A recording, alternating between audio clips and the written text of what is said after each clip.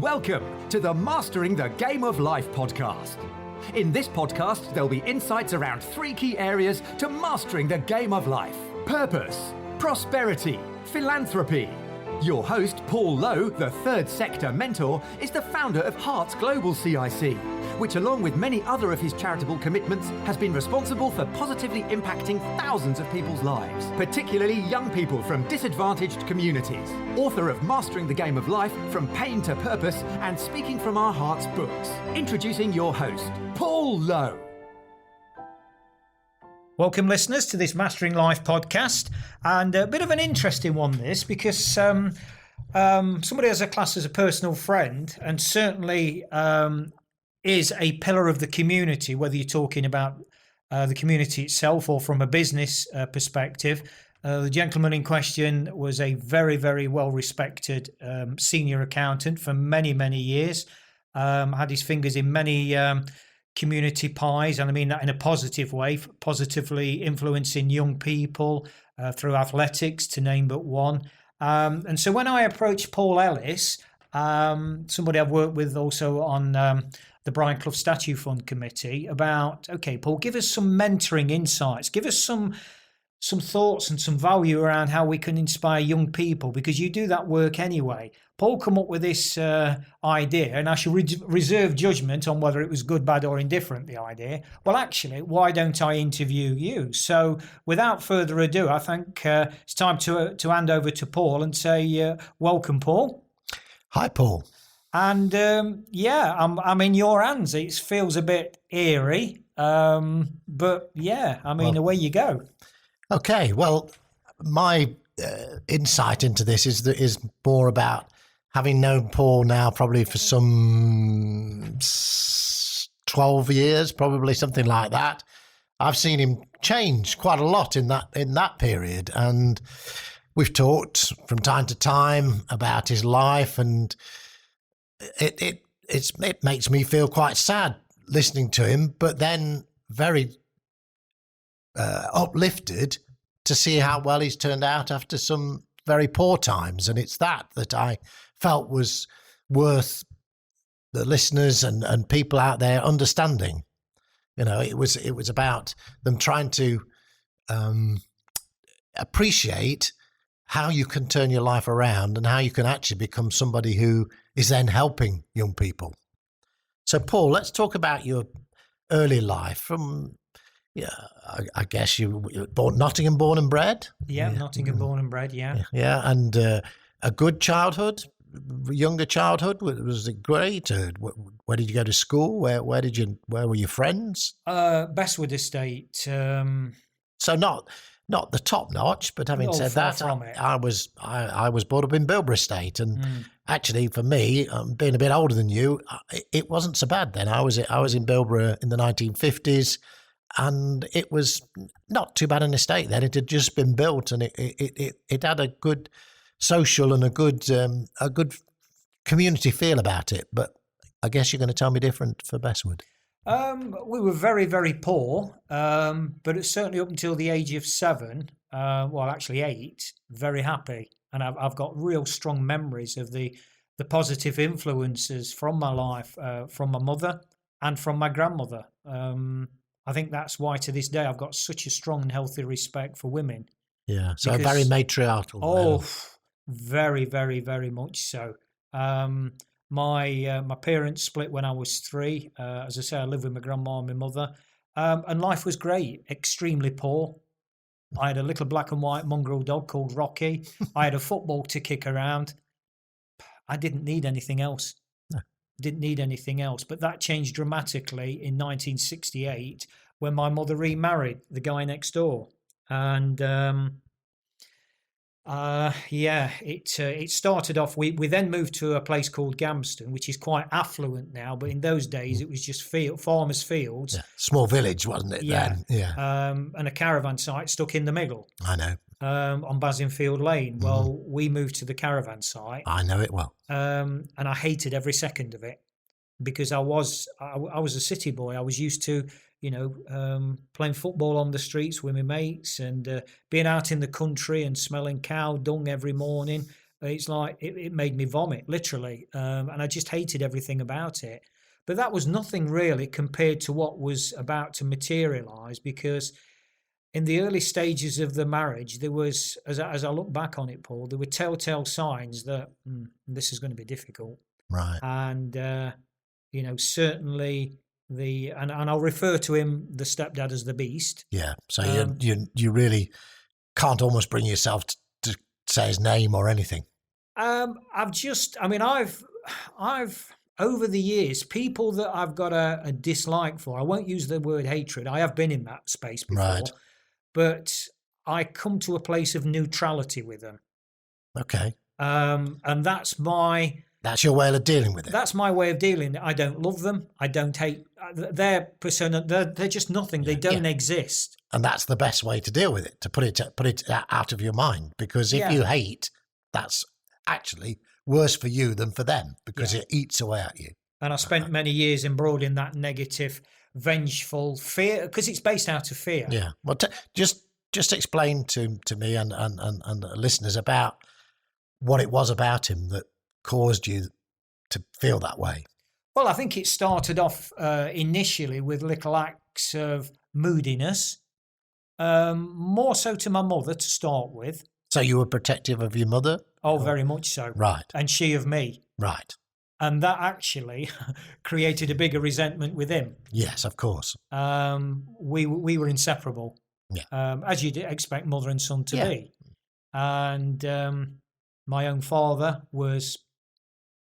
Did he have no influence on your life at all? Well, he did, but massively negative, because he was very much into the boxing circuit and his drunken mates. Right. And he used to come, he had custody of me on a Thursday, and he used to turn up drunk if he turned up, and then we'd go to his place, his house, and he'd go to bed and sleep it off. I'd be watching the afternoon TV, watch with mother or whatever it was in those days, and that was it. There's some bread and jam, and I'll see you in a couple of hours. That was it, if he turned up. So your opinion of men must have been awful. There was the two most influential people in your life from a male perspective, your father and then your stepfather, were probably two of the worst people you could ever had to influence your life. Yeah. I mean, interesting with Doug, my real dad, my biological dad, shall I say, that I could kind of, when I look back on it, I mean, he's dead now. He died quite sort of, karma orientated, really. He died a lonely, bitter old man in a nursing home in northern Spain. Oh, really? Yeah, and I thought that was, the sword you live by, because you put yourself first in a very, very selfish way all your life, at the exclusion of everybody. So then, in the end, nobody was interested in him. I had so many attempts to try and patch things up with him that in the end, I'm walking away from you. Yes, because it's just well, to say it was toxic is an understatement. But with Doug, I know his history, and I know how his behaviour was the way it was, because it's what he'd been taught. Yes, yeah. Same thing we're going to come on to is that influence, the influence of his parents and his upbringing has on him, as it has had on you. Yeah. But you managed to change it, but we'll come to that later. Yeah. So he had a bad upbringing, I'm assuming, in some way. Well, he didn't, because he had two brothers, and they were completely different. They were nice guys. They were gentlemen. Right. They were gentlemen. In fact, they used to fall out with him because they saw his treatment. He was the youngest of three, and they saw his treatment towards me. And so they were protective of you? In as much as they could, but certainly the middle one. Right. So you saw some good in some men, is what I was trying to get at. I'm talking about you being quite young, and how you would almost be frightened of men, I would imagine. And I could understand, Paul, how you would jump to that sort of assumption, but actually it went the other way. Right. In as much that, and I don't know where this came from, but I created a very black and white mind construct. Obviously not consciously. It was pure survival. Yes. Okay. Pure survival, to the point where women are good, men aren't, and that's fine. So if women will love me and I'll love them, okay, men, I'll fight them. Right. So this is the start of your antagonism, your wish to hurt people almost, or at least to lash out at any opportunity? No, it wasn't. It wasn't a case of wanting to hurt them, Paul, because actually after I'd sort of given somebody a good hiding, I'd usually break down and cry. Right. So what have you done that for? Yeah. Why have you done that? Yeah. I know why it was. It was fear. Right. And I'm going to get in first. Well, talk about this fear then. Is that the driving force to being a person who hits people? Is that what you're saying to me? Well, it was in my context. Right, okay. It was insecurity. It was vulnerability. I was like a caged tiger. I was a little caged tiger, and I was frightened. My mother was doing her immense best to protect me. Yeah. What age are we talking about here? Well, as I say, I mean, she married when I was 8. I think by the time I was 9, it had started to kick in. It had escalated quite badly by then, to the point where we was getting regular beatings. She'd step into, it had start with a regular slap across the face for me. This was daily. This wasn't every blue moon with the apology, it'll never happen again. This was life. And she'd step in. Of course, she'd get a lot worse. Then I'd step in, and it was just like a dog chasing its tail. And this just went on and on and on. So how did that affect you at school? And friendships? I went to an all-boys grammar school. Yeah. Which I did, but had a very different experience to you, I'm sure. And I deliberately used to pick fights with the sixth form prefects, knowing that I'd get beat. At an age of 11, 12? Oh, yeah. Yeah, first year. Yeah. And then in those days, it was very much ruled by, again, fear. The sixth form prefects used to use hockey sticks, take you in the cloakroom and beat you. Right. And I knew this. And it's like, okay. And as much as I think you get to a point with physical pain where it's like, and I remember Nigel Benn saying this, you just become, it just passes. You're completely immune to it almost. Yeah, so. Yeah. Because my emotional pain was so much more intense. Right. Okay. And emotional pain is serious pain. We're into suffering now. Right. Physical pain, you will get used to it. And I did. And it was like, yeah, okay, another guy hiding, who cares? So as this went on and on, where did you see your life going? Was there any point where you felt you'd had enough of it? Yeah, where I saw it going was the one thing, other than my love of my mother and also my grandmother, and Rocky, of course, the black and white dog, where I saw it going was that one day I would wear the red shirt of Nottingham Forest.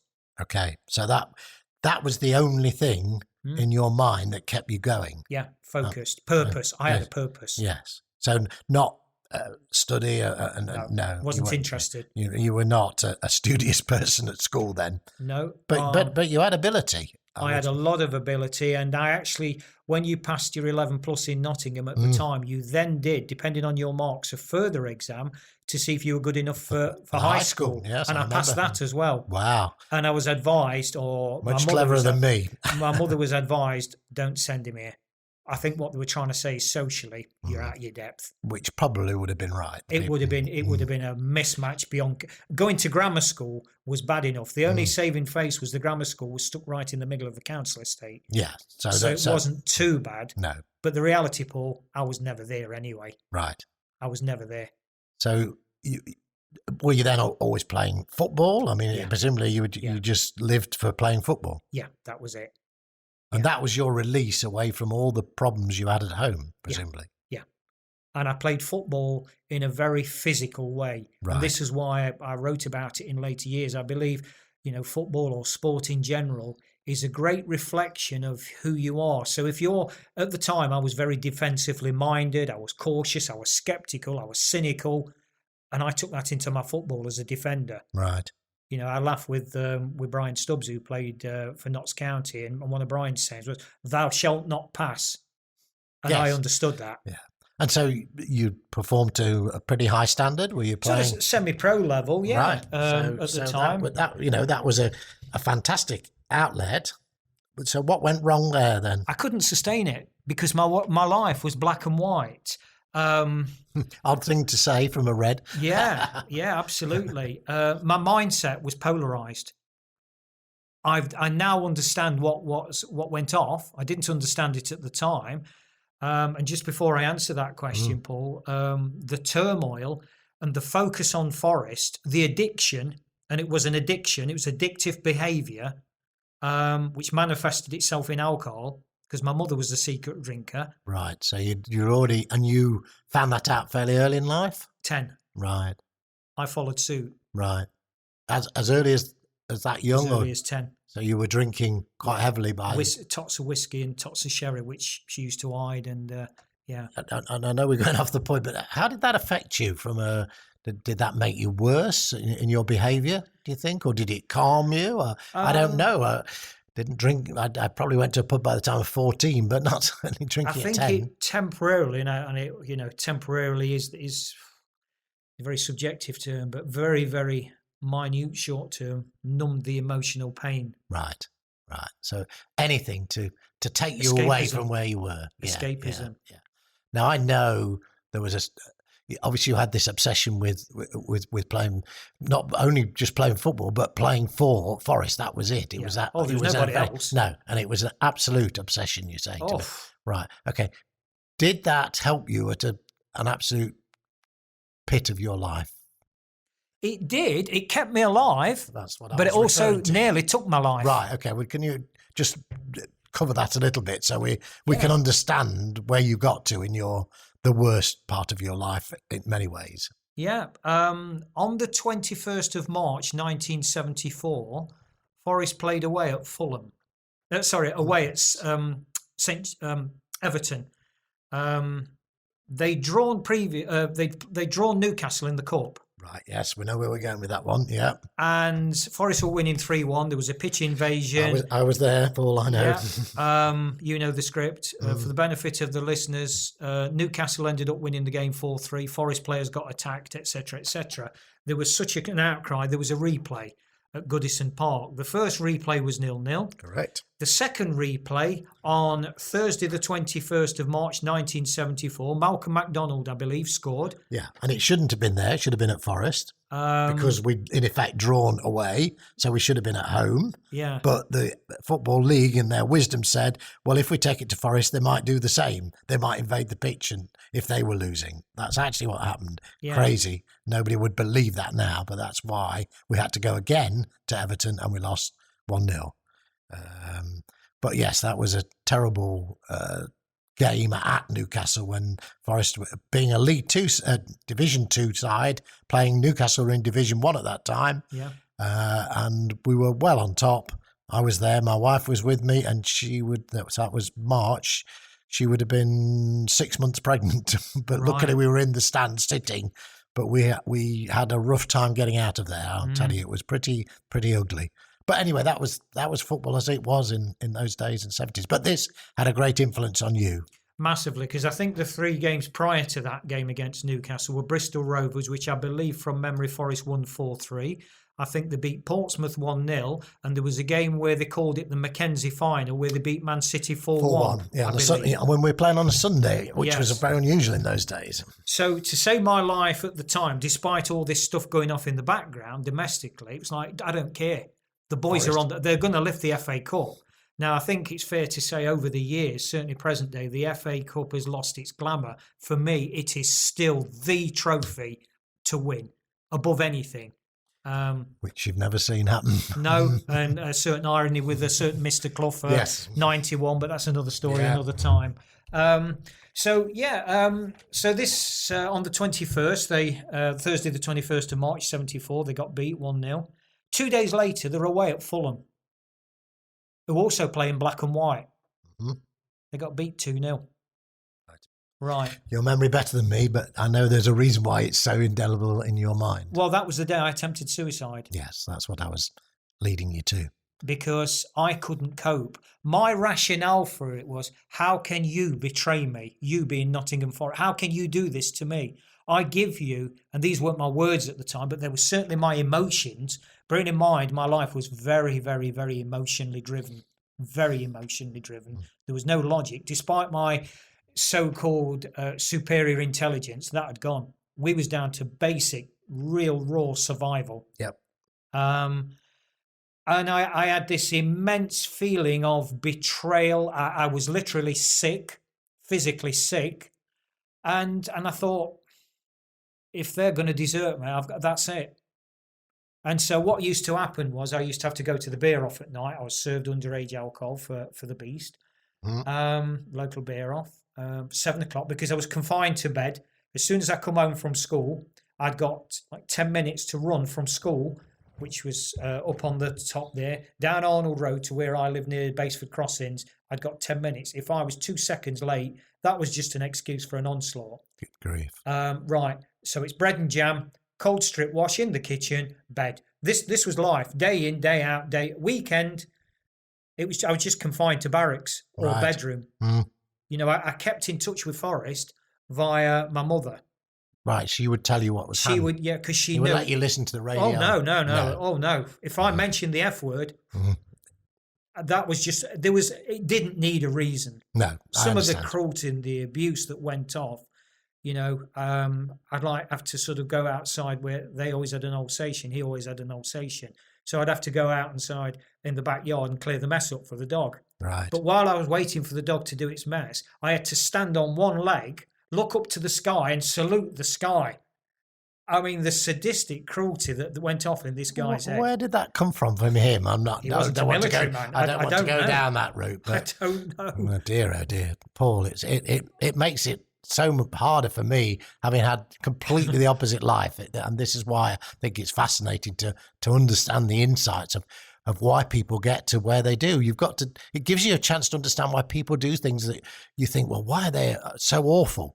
Yeah. There are reasons why they're so awful, and you're giving us a lot of those reasons why. And we need to move on in a minute but I want to just understand why you didn't commit suicide. That's, and this is, I'm very glad you didn't, by the way. This is one of those moments. I mean, I went to a place called Dicky Dido. So the Beast called me down, go and get the couple of bottles of brown ale. And I knew exactly what I was going to do, because my mother come up crying. And she said, so I knew that she's had enough almost. Well, she was talking about the football. Oh, right. Okay.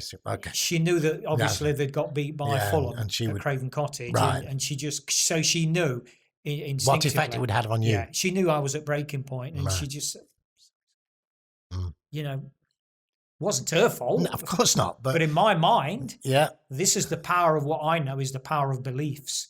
Be careful what you focus on, because it can lift you, but it can also destroy you, and that's what happened. So anyway, I went in the bathroom at 5 to 7. I got a razor blade, the old style razor blade. Yep. I put it down my underpants and knew exactly what I was going to do. And when I went out the door to go to the beer off, I ran to a nearby area called Dicky Dido's, which is like some caves where all the coal lorries used to go. And I thought, I'll go there. It's out the way. It's about 2-3 miles away, near Bull Common. Right. Near the Golden Ball pub, as it was at the time. Nobody will ever find me, and that'll be it. So I went there and pulled the razor blade out, held it to my left wrist, and it was 7:05, I remember. Because I did have a watch that my auntie bought me, and I treasured that watch. And I looked at it and I thought, right, this is it. And this sounds really, really strange, but people say, well, you're not really a woo-woo, flowery person. But I had one of those moments, something just come over me. And it's like, no. And it was almost like a message. Your job on this earth is to fight for others. Your job is to fight for others. I didn't understand this, but I knew, all I understood in very black and white polarized, no, I can't do this. Wasn't the fear of actually ending my life. No. I'd long time ago come to, hey, I'm going to do this. Yeah. Just a question. I knew I was going to do it. Just give me the right moment, and that was it. Forrest had snapped me in two. Right. That was it. Bang, it's over. Did you not have any regrets about how your mother would have taken that? Were you not letting her down? There was, I recall, Paul, it's a very good question. You've got to understand the mindset I was in predominantly. That said, there was a small part of me that at the time that came into play. Good. That did come into play. Once I'd had that, I hasten to use the word awakening, call it what you want. Yeah. That intervention from a source far higher than me. I don't know what that was. No. But it was there. And it's happened again in my life twice afterwards. on different issues, Right. many decades apart, Hillsborough being one of them.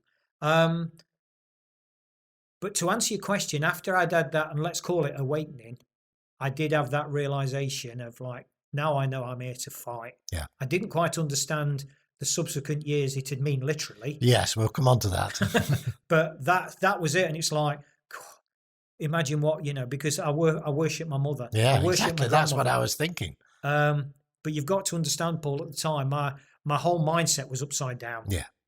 Totally scrambled. Yeah. But interesting that, in a way, I could say that was the beginning of where you are now.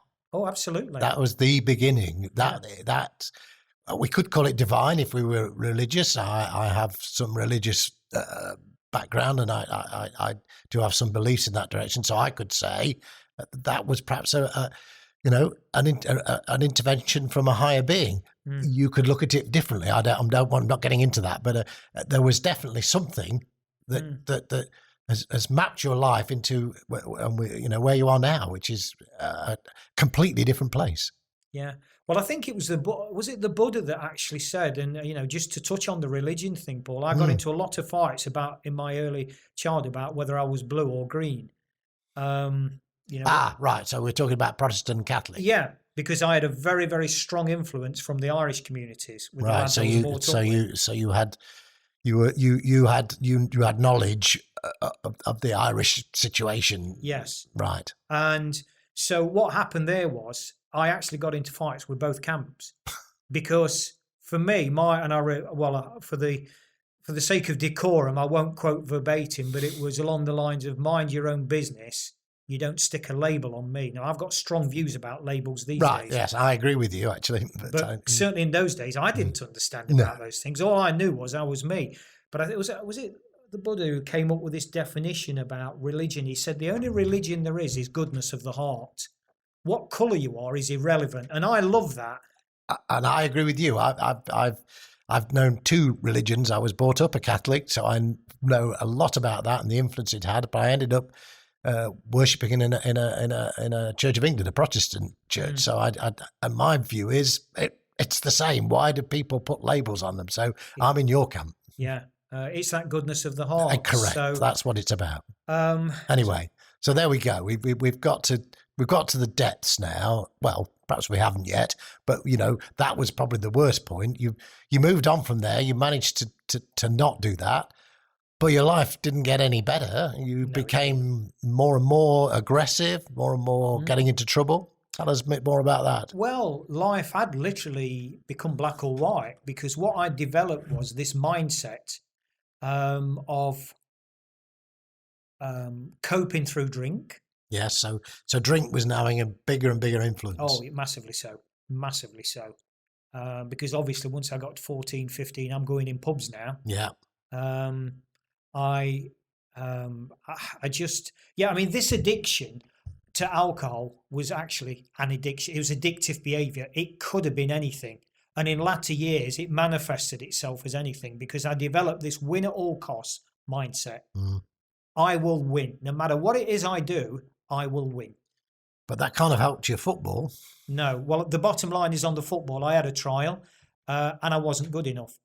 But I actually didn't take that as bad as what I thought. Because I think by then I was sort of late 14, early 15. This was just after. Yeah. And it's like, okay, because I've got a new purpose now. And it's to fight. And it's a rather patronising term, but to fight for the underdog. Yeah. And that's my reason for being here. Yes. And I'm going to do that. So that's why I deliberately put myself in positions where I would endure physical pain. I would go into gang fights where I was outnumbered, knowing that I was absolutely going to get beat, but I didn't care. It's like, I want you to take me within a fraction. Take my life, because I've been there before. Yeah. You can't hurt me. No. Amazing position. I cannot. Being a very gentle soul, I just can't imagine it. I don't think I've ever thrown a punch at anybody, hardly anywhere in my life. I just wouldn't know how to do it. It's the contrast is great for me in understanding things. So this idea of fighting for everybody and taking the underdog's position, which one could admire that, but obviously the way you went about it, perhaps we wouldn't. But that carried on for many years now. We're in the influence. Presumably, your stepfather was gone at some point, and your mother had died, or when you get into teenage, was it later than that? No, I mean, my mother, she died when she was 64, about 13 years ago. Right, so she was still around. What about but she wasn't with your stepdad? Well, she left him in the end. Right. Because I can remember one of the conversations. She did eventually find happiness with a third marriage. Isn't that good? She had 20 years. That's lovely. Because my dad used to beat her. Yeah. He was a drunken wife beater. This guy was beyond sadistic. Yeah. But she did find happiness eventually. Well, isn't that great? Yeah. I mean, she died at the age of 64. No age these days, but through lung cancer. But she said, "Look, I've smoked all my life. It was my pleasure. That's the price I pay." Yeah. Yeah. Okay. So for you, you moved away from home then? But yeah, I mean, I actually moved in when I was 15. I was living with a girl of 18. Wow. Because I'd grown up so well. Yes, actually, yes. I hadn't grown up. No, but you felt you had. But as a boy on the street that was actually wild. So there was all this sort of stuff going off. Interesting when I left the home or the house or the jail, as I call it, of the beast. I made him a vow. And we walked out that day, and I whispered to him just as I was passing, "I will come back one day and I will kill you. That is a promise." And my mother said, "What did you say, son?" I said, "I didn't say anything, Mum. I didn't know." She said, "You did. What did you say to him?" I said, "Honestly." I said, "You must be hearing things, because she'd worry." Yes, but she didn't want you to do that. Yes, yeah. And that was that wasn't about him. It was about you. That was a solemn vow I made to him. Yeah. And I just stared at him, and it's like, you've got no hold over me now. No. You might beat me physically, but I'm way past that. Yeah. But then you left and went away from there, and you were working at Forest, or is that? Well, that was in many later years. Oh, right. Okay. So we jumped too far on. Yeah. So was this period then one of fighting and drinking? Yeah, basically, yeah. But still playing football? Or did that slip away? Watching Forest, yes? Watching Forest. I mean, it's interesting, the Forest thing is when they started enjoying, I stuck through them through thick and thin. But when they started enjoying their European successes, I'd still got that mindset. "Oh, you don't need me now. Okay, I'm going to leave you." Weird. It's like, okay, they're okay now. They don't need me. So they're not the underdog, is that what they're not saying? the underdog. And I switched off from them. Really? I don't think you ever...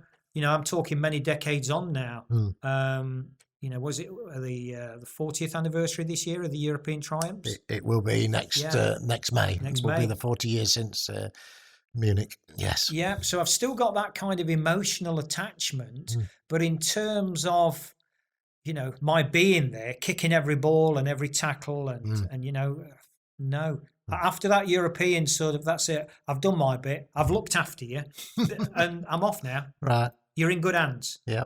Which, when we just going back to what you said at the top of the conversation, Paul, about positive male role models. Yes. A certain Brian Clough came in January 1975.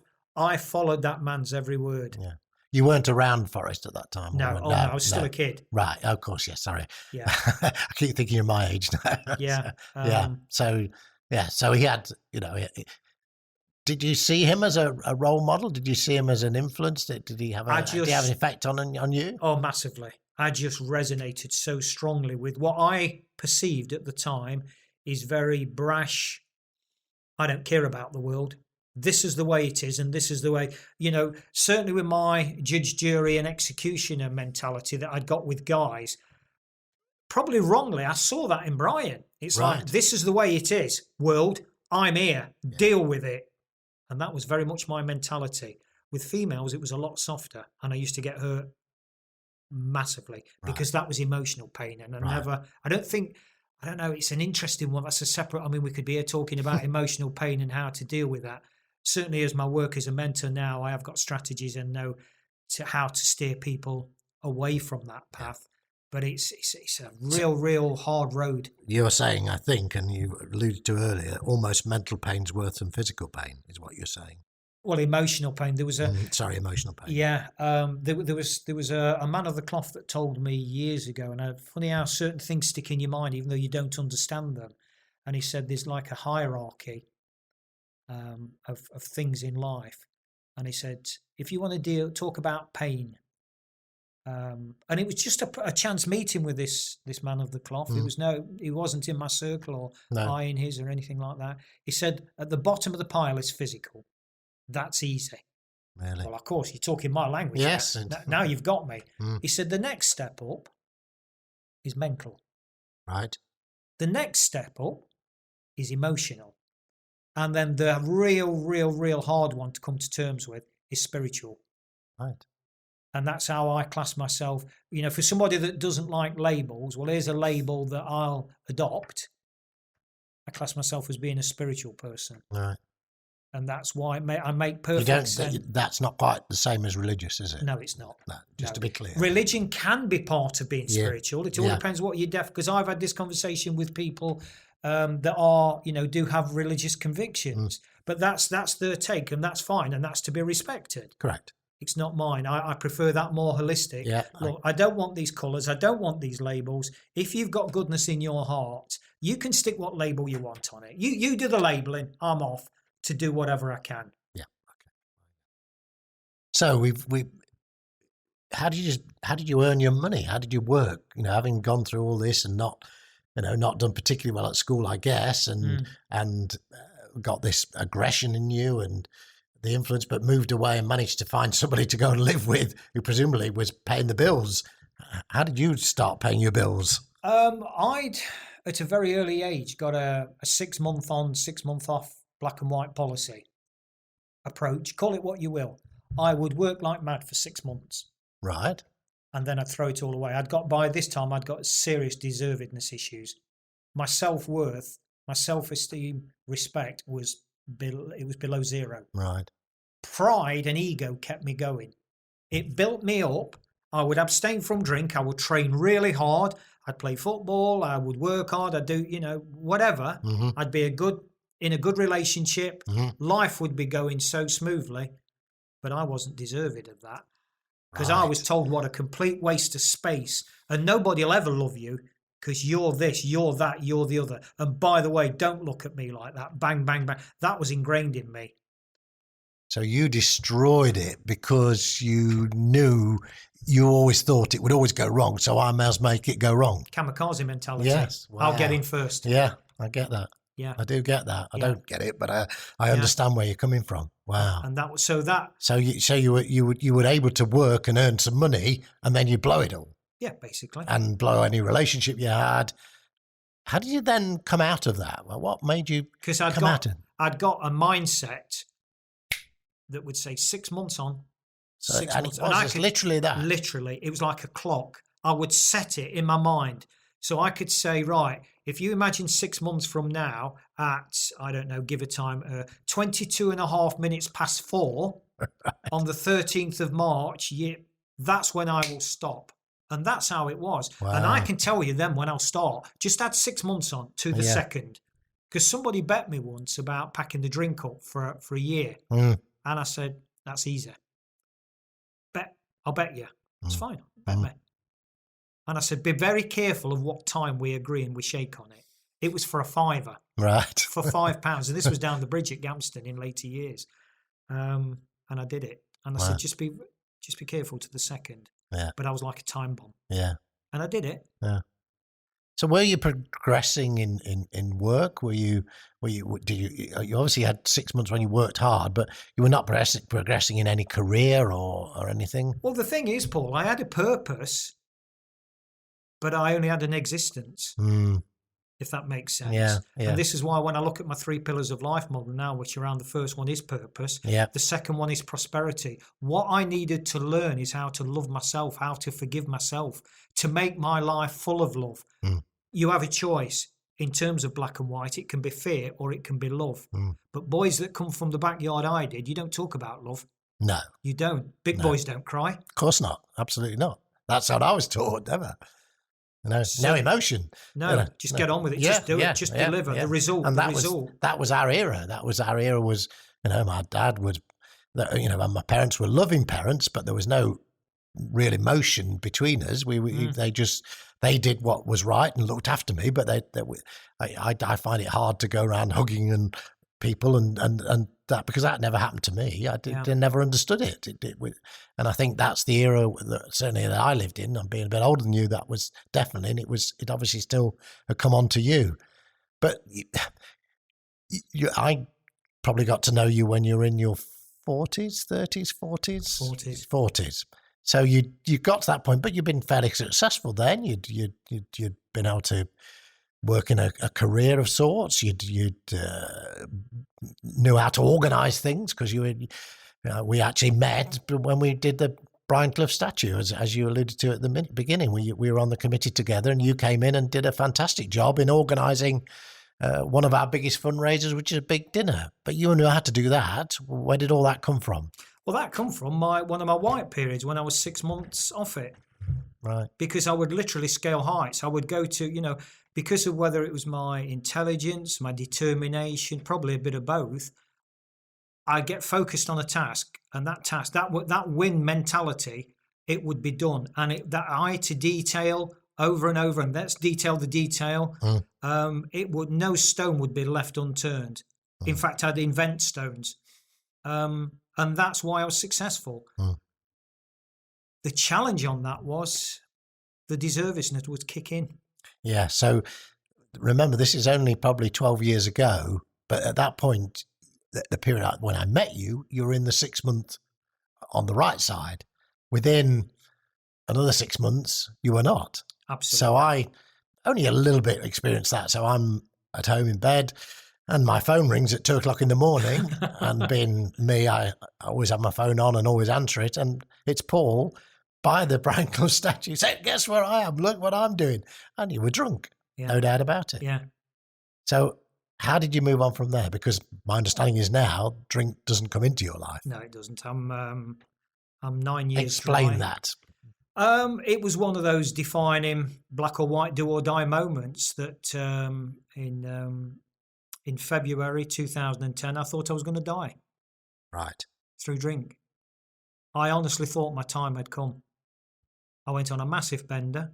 Mm-hmm. I was actually in a good frame of mind. It wasn't, I was happy. I thought I was happy. Clearly underneath I wasn't. And I went on a mad one. Right. And I just knew that my time had come.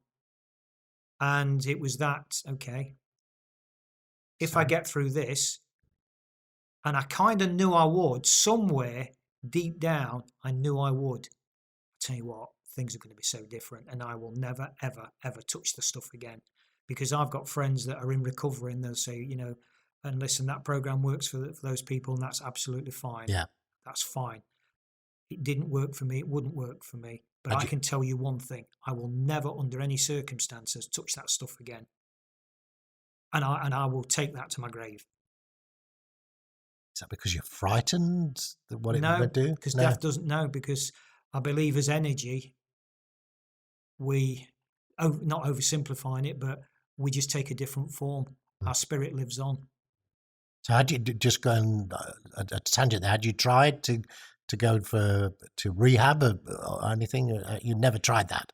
Not through. I mean, I through my hardened drinking, I'd been involved with a lot of people that had been through the process.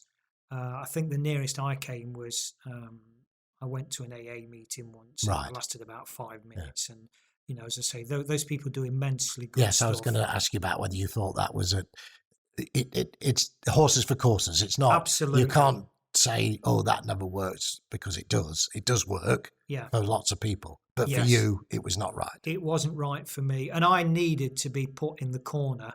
I needed a black and white situation in my life to say yes or no. I needed to bottom out, and that was it. And it was the 6th of February 2010. Wow. So are you now have no doubts that you have self-worth now? Do you still have that? None whatsoever. Really? No. I'm in a really, really good place. I've travelled the world, and I've been mentored by, and this is why I massively believe in the power of mentoring. Yes, and we're coming on to that now. So let's get on to the mentoring. Cloughie was a very, very strong, influential part of my life. I spoke to Simon privately about, the journey in latter years. And obviously the content of those conversations will be respected and kept private. Of course.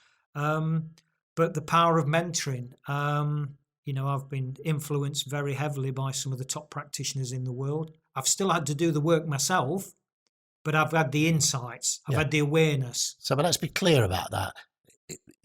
And I heard other people talk about this. Mentoring's not just coming along and saying, "Oh, I did it this way, so that's the way to do it." It's the last thing it is. Right. Okay. It's the last thing. And how did you end up having this idea?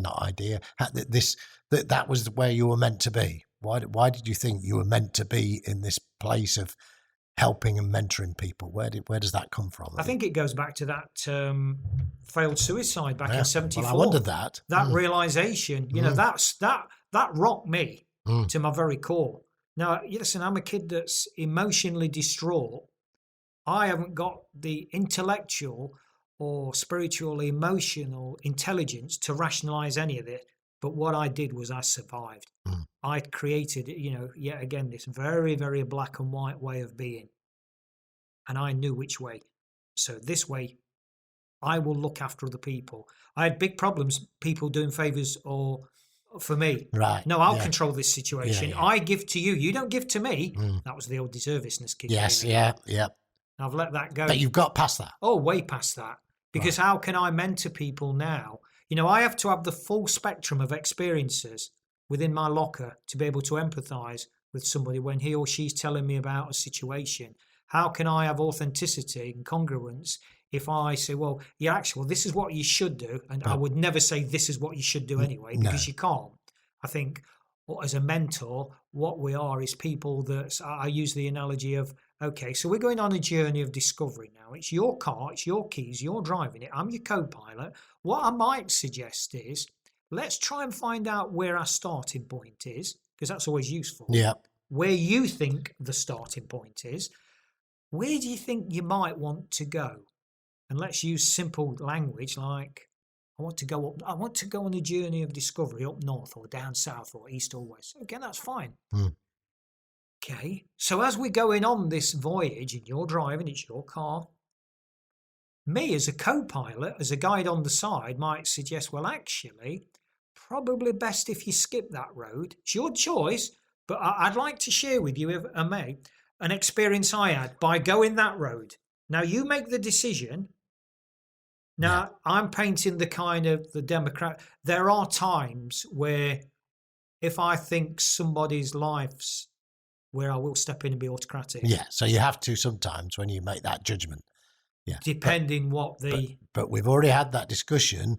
It's not just about saying, well, I did that, therefore that's the way. No, absolutely not. Okay. But would you be, this is my opinion, such a good mentor if it wasn't for all the things you'd experienced? Oh, no. Not a chance. And I'll put this, I am so grateful for my life. Really? Honestly. Interesting, isn't it? Yeah, because the Beast, I saw him about... Interesting when I stay when I fly back from Spain and I stay in Nottingham. Yeah. The place where I stay is about 10 meters. As I look over the wall, it's like a ward-aided complex because a friend of mine who stays in there. Yeah. So I stay in the guest room. Right. So it's like a sheltered accommodation. Yep, I understand. And as you look over the wall, it looks into the backyard of the jail where I was brought up. Oh dear. And about 2-3 months ago, I had a look, and it's all boarded up. Oh, is it? Right. Yeah. Okay. And the Beast was outside snapping. So he's still around. He's still around. Wow. Snapping twigs and tidying the garden up. And I looked at him, and I could have done I could have played mind games with him. I could have done anything. I could have bullied him verbally. And I just watched him, and I thought, isn't it interesting in life? Look at this prison now. It's got bars up. It's got cameras up. It's got this. You're a prisoner in your own mind. Yeah. You've created a self-fulfilling prophecy. People say, do you believe in karma? Absolutely, I do. I think there's an energy that we put out there in the world, and that can be good. It can be bad. But be careful what you focus on, because it will come back. And that has proven itself time and time and time again in my life. Well, I'm very pleased that you weren't in the mindset that you had been when you were younger, when you saw him, because if you remember, what did you say to him as you left that home when your mother asked you what you said? You said, "I'll come back and kill you." Yeah. Now you wouldn't. No, but I did do that. I was true to my word when I was 28. Right. And I went to the property. Right. I kicked the door in. Right. And I had every intention of killing him. Okay. And there was, we talk about divine interventions. I said there were 2 other instances. Yes, you did. Yeah. Well, this was another one where my life and his was saved, because undoubtedly I would have killed him. Right. And to cut a long story short, something hit me from the back of the head, just as I was ready to do the dirty deed. Right. You mean actually or metaphorically? Actually. Right. Something went bang at the back of my head that stopped me doing it. The next thing up is in the early hours of the morning. I woke up at my mother's, where I was living at the time, because I'd split up from my wife. Right. And kids. Was when the police come knocking on the door. It was like 2-3 o'clock in the morning, and all I kept saying to the police is, "Where am I?" Like I'd got concussion. Where am I? Yeah. And they thought I was coming it.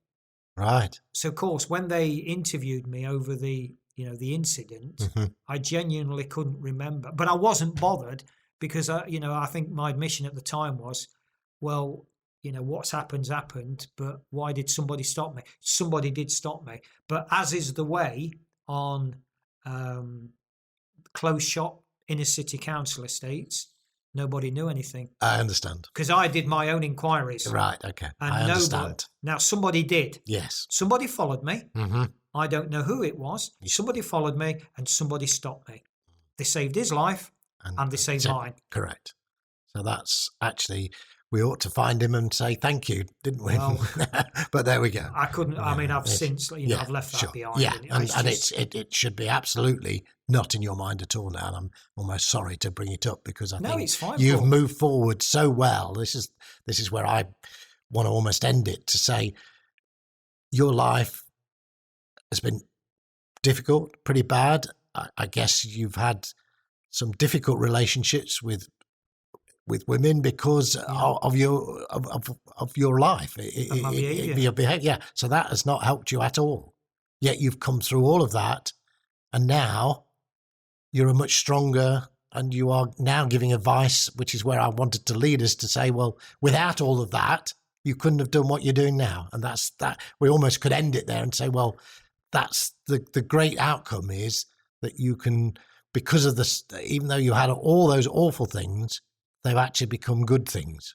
Absolutely, because I've took the learning from it and I've left the rest behind, because the rest, I use the metaphor of, if you conceptualize that you put goodness into your body in food or drink, take the vitamins out, take the proteins, take the calciums into the fats, the good stuff you put into your body, healthy stuff, and then get rid of the rest as waste.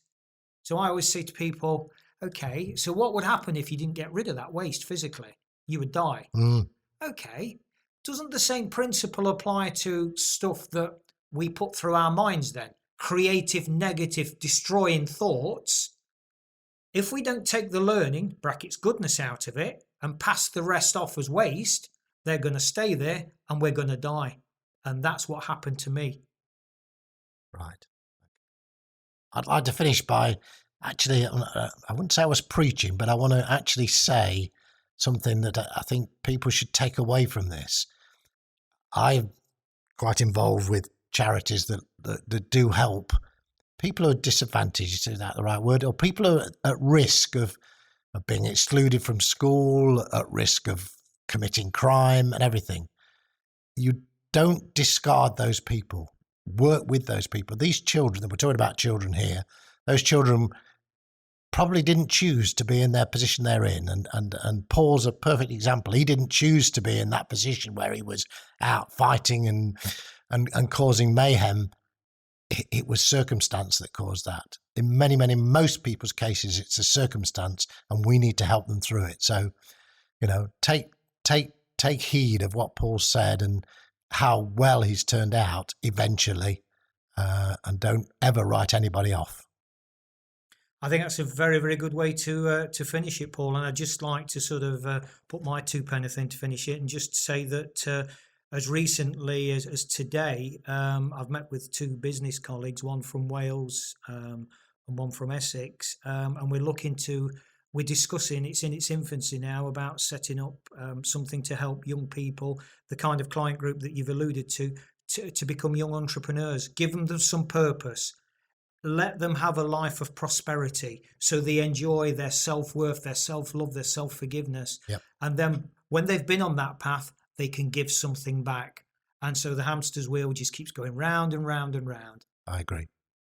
Paul, thanks very much. And thank you, Paul, for being so open to everybody, because it can't be easy sometimes to do that.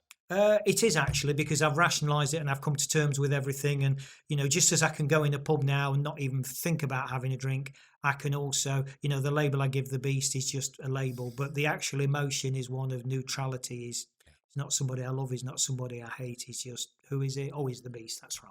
And on that unsavoury note, we'll finish. Okay. Thanks, Paul. Thanks for listening to the Mastering the Game of Life podcast.